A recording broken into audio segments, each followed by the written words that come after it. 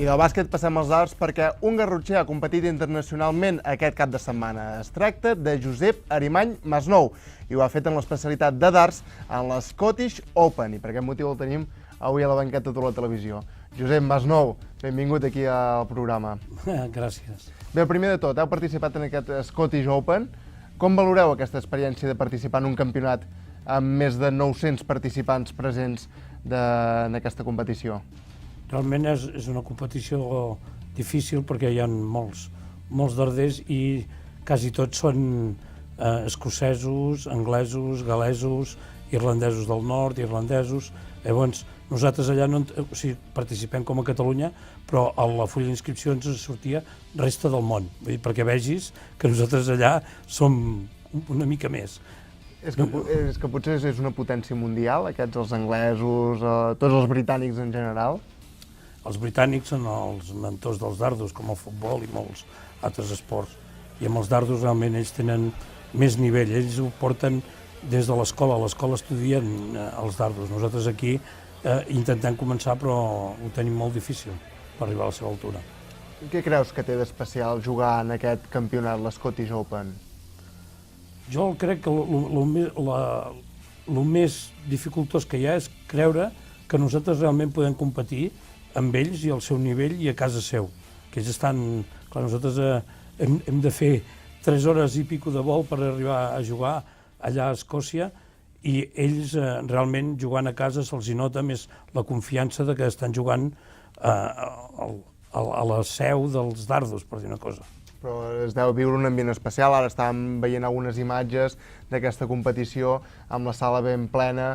Entenc que allà respira l'esport d'una forma diferent, inclús, no podríem dir? Sí, sí. Allà els dardos els tenen, clar, és el seu... Després del rugby, futbol i dardos, els escocesos és el seu.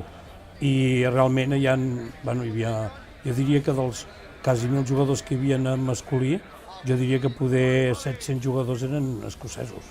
Anem a repassar algunes dades d'aquest Scottish Open. Hi vau participar de part del club d'Arts Olot, en Josep Arimany Masnou, també acompanyat de l'Òscar Vera i en David Vera, els germans Vera, procedents de Lleida, però que anaven sota el nom de Club d'Arts Olot, en un torneig que hi havia 15.000 euros en joc en aquest torneig, el 25è Winmau Scottish Open, i tu, Josep, vas acabar 129è entre més de 923 participants. O sigui, Déu-n'hi-do. I a més, o sigui, contra qui vas perdre, després de guanyar 2 rondes d'aquest Scottish Open, va ser el que va acabar en 17a posició final, que era Mark Penny, que es tracta d'un top 10 mundial. Sí. En Mark Penny em va guanyar la sortida, a l'hora de sortir a la diana.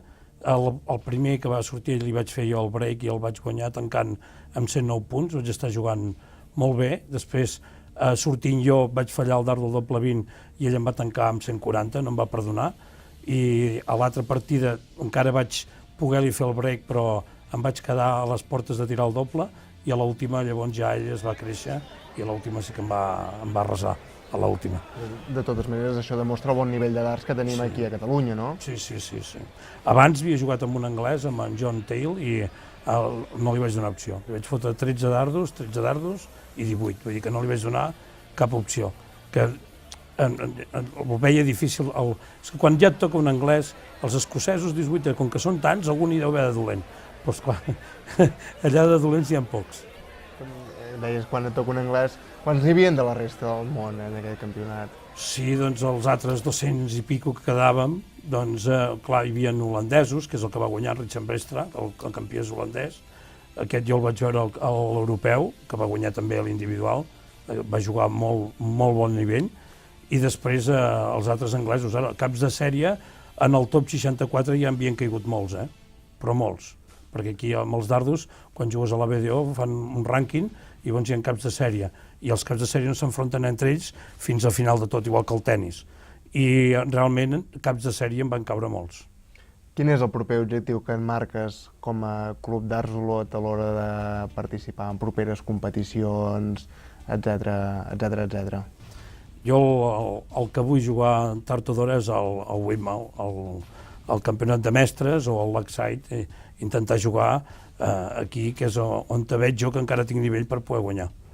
bueno, que em veig a nivell de competir. Llavors, guanyar o no guanyar ja és una altra cosa. Què et falta per poder participar-hi?